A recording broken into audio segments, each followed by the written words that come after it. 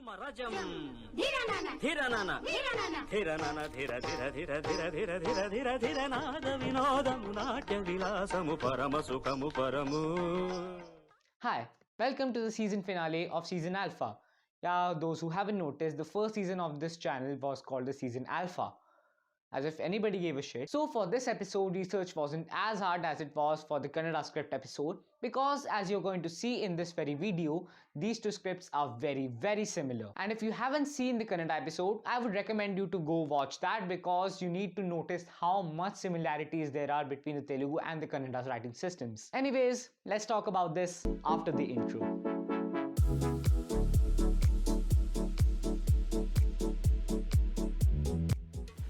Hello everyone, Nilaanjan this side, and I hope you guys are doing fine, doing well and doing safe. So the last episode, the Kannada script episode, was released on 1st of January. And if you really decided to start your year with that, stop it.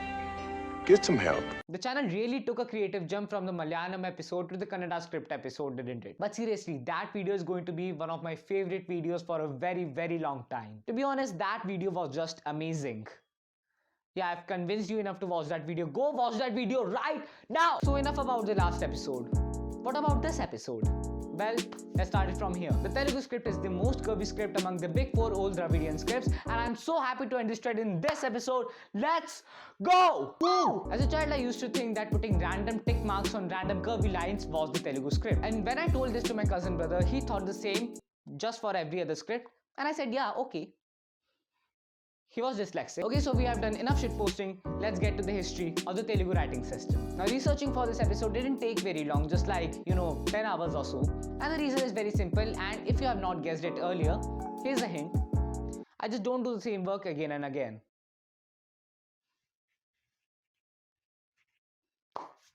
Now, to be honest, all of the history of the Telugu script is shared with the Kannada script, because after all, Kannada is its sister script. Basically, all I have done for this segment is to just copy paste the video. For starters, this is what Wikipedia shows for the segment. Now, you may look at this and then ask, is this history of the Kannada script this short? Well, of course it isn't. This is a script which, in a form we can understand right now, dates back 1,000 years. And even before that, Kannada has a huge set of parent scripts along with it. That is the set of writing systems which gave birth to another writing system, and another writing system, and another writing system. An ancestry of sorts. So, after breaking down certain parts of this paragraph, this is the most amount of information I got from it. The Kannada script, like most of the scripts in India, originated from the Brahmi script. Now from there, the Kannada script evolved into the Bhati Prolu script. Now, anyone who knows how to pronounce this word, please write it down in the comment section down below. I am so fucking confused how it is pronounced. Now, you know what is the biggest takeaway from the Kannada script video is because of this comment, I know that it is pronounced Bhatti Prolu. The Bhatti Prolu script itself was excavated out in the year 1870 by linguist Sir Walter Elliot, keeper of the Madras Records Office Robert Sewell, and archaeologist Alexander Rio in the Madras Presidency. In the year 1969, Indian archaeologist R. Subramaniam and his team excavated a complex of Buddhist stupas. Those stupas had bricks of 45 into 30 into 8 centimeters, which in turn weighed 10.8 kilos. I don't know how this is valid for the video, but I found it interesting, so I wrote this down in the script. And the size of bricks. Well, I do videos on languages, so this is at least more interesting than it. Among the revelations came many important things of daily use, such as utensils, jewelries, which both linguists and archaeologists agree to be a part of the Mauryan Empire. Now, this is the part where we need to dive into Indian history a bit more than we earlier did. The Mauryan Empire was one of the biggest empires of India in history. Like seriously, the only empire which could have numerically given a competition to the Mauryan Empire was the Mughal Empire, because it spanned all across India. Now, here is the relevant part. The Mauryan Empire originated in the 4th century BCE, and about a century later, in the 3rd century BCE, they produced their own script to write, which is the Mauryan script. A few years later that, they shifted to the town of Bhatti Prolu, which is in the modern day Andhra Pradesh, India. Right here on the map, as you can see. And that's where the Bhatti Prolu script got its name from. I still don't know if I'm pronouncing it correct. While analyzing the Bhatti Prolu inscriptions, linguists and archaeologists found 23 different characters, and if I found anything interesting enough, you will see that on screen right now. Actually, I didn't find something interesting enough, this was just a cliche. The Bhatti Prolu script later evolved into the Kadamba script when the Kadamba Empire took over parts of Karnataka and Andhra Pradesh. Evidences include this 20-foot long stone pillar and the Harmidi inscription, which is the oldest dated evidence of the Kadamba script ever existing. But perhaps the inscription which linguists and archaeologists both found the most helpful was the Talugunda pillar of Kakusthavarman, which is an epigraphic record in the Sanskrit language in the Talugunda village of Karnataka, which can be dated back to 455 to 470 AD. This inscription was engraved in hard black granite. Also, there is the Gudnapura inscription of the Gudnapura village. It dates somewhere between the 485 to 519 AD. This is also a very important inscription as it shows the later periods of the scripts and give us an idea of how the daughter scripts evolved. Now, after hearing so much, you might ask, why did we discuss so much about inscriptions? Well, the answer is quite easy. Short answer, evolution and the circumstances of evolution. Long answer, though I'll try to be as simple and concise as I possibly can. Inscriptions give us an idea of how the conditions went through for the script and the writers so that we can understand what the daughter scripts were like. Conditions can be anything, okay? Accessibility, writing surface, the amount of people who wrote it, basically anything you can imagine related to that. Now, if nothing made any sense to you, I understand you because nothing we have discussed has clicked the bell that yeah, this is somehow related to the Kannada script. But the phrase we are now going to discuss is going to click a bell for you. The Telugu Kannada script. Okay, so whatever we have discussed has ended up here. The fact is that Kannada became a written language ahead of the Telugu language. Poetry was introduced to both the Kannada and the Telugu language at the same time in the 8th century AD.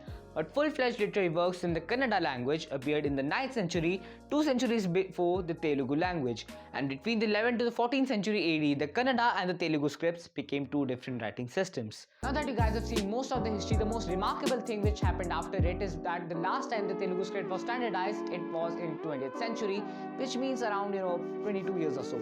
So we are done with this segment. Now let's move to the next segment. But before that, let us discuss some characteristics before getting to the actual characters. And here we are to begin our next segment. The Telugu script is very similar to the Kannada script, so it is logical to think that most of the characteristics are going to be similar too. Now, going back to the Kannada episode, the video quality has actually improved quite a lot, to which I say, yeah, if we give a good for nothing 15-year-old guy 4 months to make a 10-minute long video, shit is supposed to improve. Anyways, let's get to the characteristics. The Telugu script is an abhigida, which means to mark vowels, markings are put around consonants. The Telugu script originated in the 8th century with its sister script, Kannada. It is written from left to right like Latin, Devanagari, Bengali, Kannada and many more. It is used to write Telugu, Sanskrit and Gondi. The ancestry of the Telugu script goes like this: from Proto-Semitic to Phoenician to Aramaic to Brahmi to Bhatti Prolu to Kadam to Telugu Kannada, and then finally being the Telugu script we know and love today. Now let's get to the characters. The Telugu script has 18 vowels and all of the vowels have independent and diacritical forms. Remember, Telugu is an abhigida, so when consonants are followed by vowels, the vowels are put in form of diacritics or markings on the consonant. The vowels are both short and long like Japanese. In terms of the consonants, there are 34 of them: 7 velar, 7 palatal, 7 retroflex, 7 dental, 1 labiodental and 5 labial. Now Telugu has separate terminology for all of these English terms we use today, and here you can see those on the screen, but the problem was that the video would have been extended too long if I actually tried to narrate this, and would have been way boring, even boring than this video.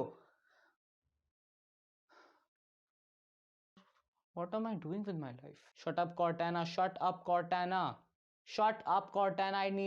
I don't need you. Please. Okay. Now let's get to the actual characters. Is this the 4th time I'm saying this in the video? So the 18 vowels in order are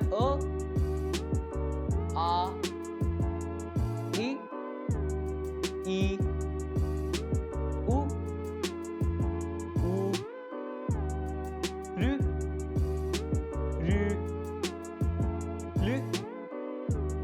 E, A, I, O, and Ow. The 34 consonants in order are K,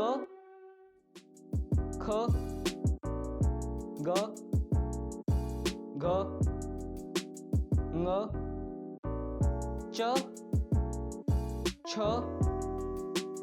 J, Jh, Nya, T, Th, D, Dh, ण, T, the, na, pa, pha, ba, bha, ma, ya, ra, la, wa, la, sha, sha, sa, ha, and ra. After so long, we have finished with the segment. You know, it's a good time to remind you that drink some water, stay hydrated. I can't actually drink water because I don't have any water bottles around here. But you, if you have some, please drink it. Drink the water.